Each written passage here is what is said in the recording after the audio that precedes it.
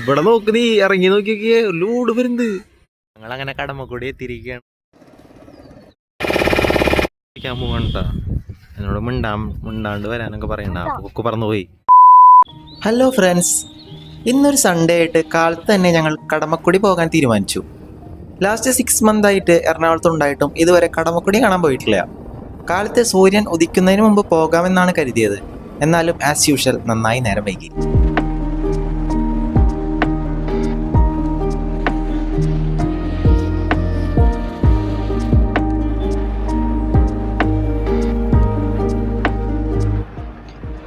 ആലുവ ഭാഗത്ത് നിന്ന് വരുമ്പോൾ മുട്ടം മെട്രോ സ്റ്റേഷൻ കഴിഞ്ഞ് വല്ലാർപാടം റൂട്ടിലേക്ക് തിരിഞ്ഞ് നേരെ പോയാൽ നമുക്ക് കടമക്കുടിയിലേക്ക് എത്താം.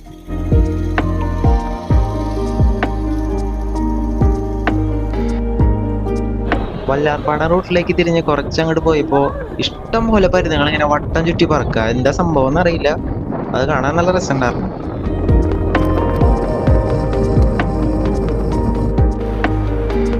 നമ്മുടെ നാഷണൽ ഹൈവേയുടെ പണി ഇവിടെ തകൃതിയായിട്ട് തന്നെ നടക്കുന്നുണ്ട്.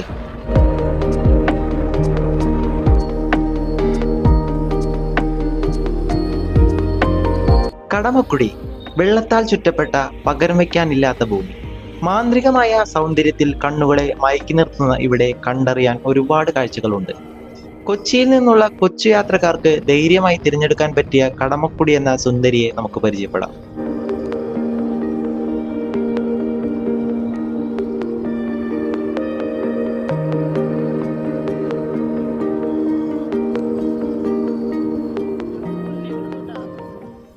ഈ വല്ലാർപാട റൂട്ടിൽ നേരെ വരുമ്പോൾ പിഴല എന്ന് എഴുതി വെച്ചിരിക്കുന്നത് കാണാം. ഈ പിഴല എന്നത് കടമക്കുടിയിലെ ഒരു ഐലൻഡിലുള്ള ഒന്നാണ്. അങ്ങനെ റൈറ്റ് സൈഡിലേക്ക് നമുക്ക് തിരിയാം.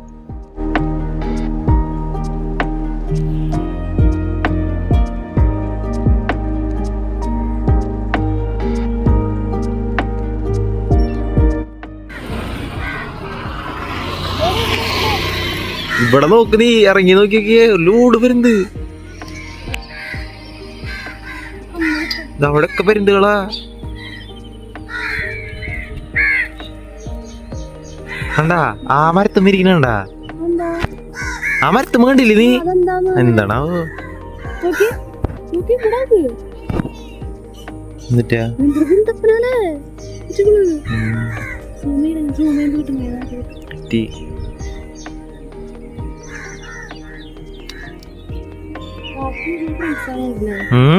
കാക്കിയതും ഭയങ്കരതല്ല.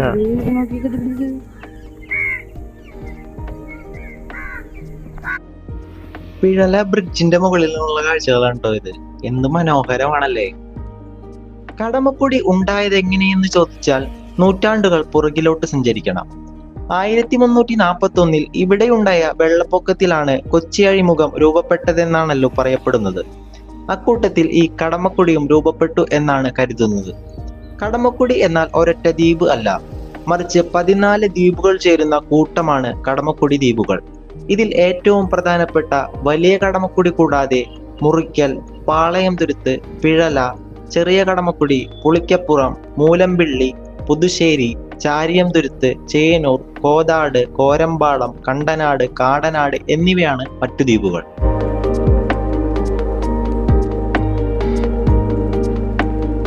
ഞങ്ങളങ്ങനെ കടമക്കൂടി എത്തിയിരിക്കുകയാണ്. ഇത് ഏത് സ്ഥലമൊന്നും അറിയില്ല. പിഴല പാലം കഴിഞ്ഞിട്ട് പിന്നെ അതിൻ്റെ അടിയിൽ കൂടെ ഇറങ്ങിയിട്ട് ഒരു സ്ഥലത്തെത്തി.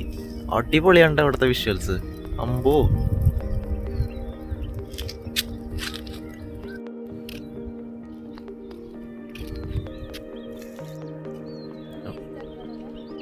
എങ്ങനെയുണ്ട്?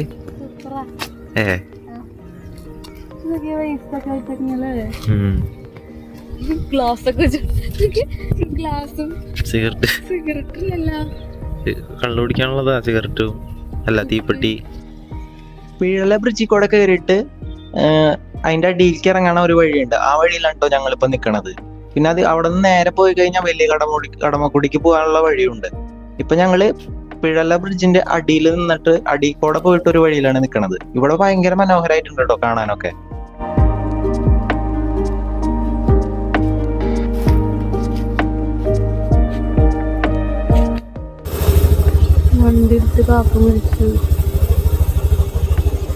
ഇവിടെ കുറെ കിളികളുണ്ട് ട്ടാ, ഇഷ്ടം പോലെ കിളികള്. പരുന്തൊക്കെ ഇഷ്ടം പോലെ. ഈ നമ്മുടെ കൊക്ക് ഒക്കെ പല ടൈപ്പ്, പല വെറൈറ്റി കൊക്കുകള് ഇഷ്ടം പോലെ. ഇതല്ലേ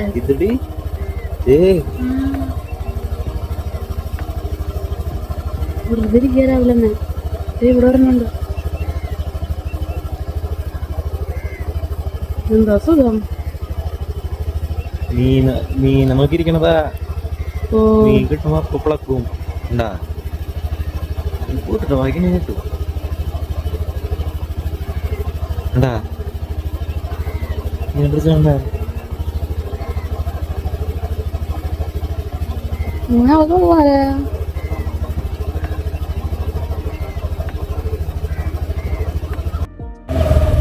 കാണാണ്ടായി. വരട്ടെ. അതിന് എവിടെ വന്ന ആർക്കറിയാ. ദൈവന്തി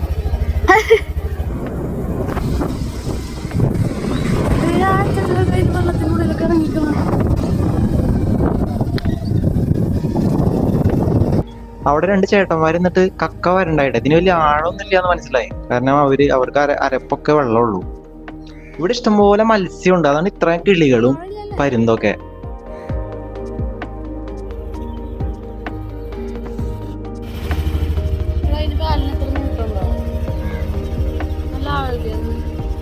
ഇവിടെ ആഴം കുറവായിരിക്കും.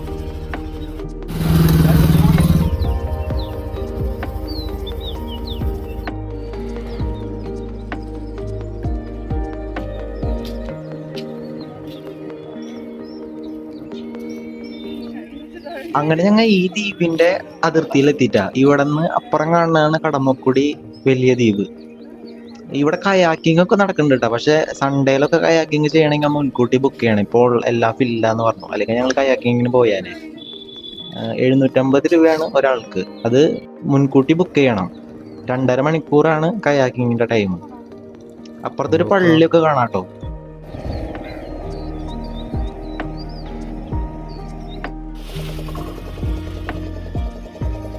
ഞങ്ങൾ അങ്ങനെ ഇവിടെ നിന്ന് ജങ്കാറിൽ കയറിയിട്ട് വലിയ കടമക്കുടിക്ക് പോവാണ്. ബൈക്കൊക്കെ നമുക്ക് ജങ്കാറിൽ കയറ്റി കൊണ്ടുപോവാം. 20 രൂപയാണ് അതിന്റെ റേറ്റ്.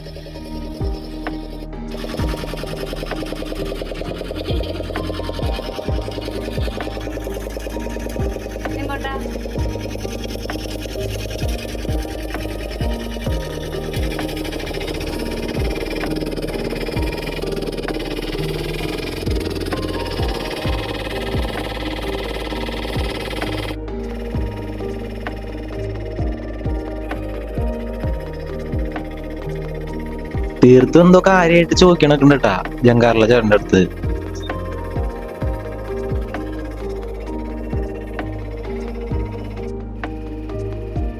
ജങ്കാറിലെ ചേട്ടൻ പറഞ്ഞത് ഈ വലിയ കടമക്കുടിയിൽ ഇറങ്ങിയിട്ട് നേരെ ഒരു 1 കിലോമീറ്റർ പോയി കഴിഞ്ഞിട്ട് ഒരു അമ്പലം ഉണ്ട്. അവിടെ നിന്ന് റൈറ്റ് പോയാൽ പിന്നെ നല്ല വ്യൂ പോയിന്റ്സും കാര്യങ്ങളൊക്കെ ഉണ്ടെന്നാണ് കേട്ടാ.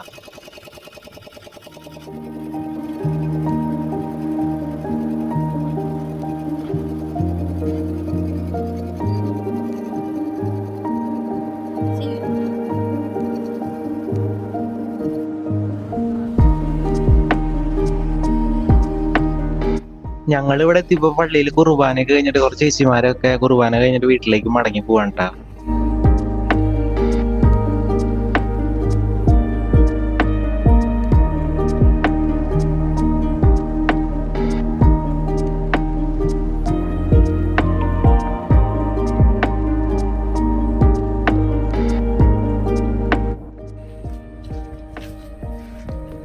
ഭയങ്കര പ്രകൃതി രമണിയുണ്ട് അവിടെ.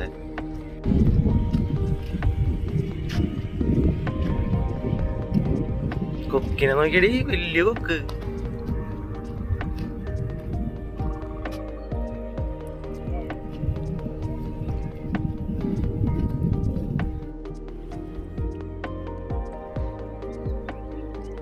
പോകണ്ട എന്നോട് മിണ്ടാണ്ട് വരാനൊക്കെ പറയണ്ട. കൊക്ക് പറന്നു പോയി.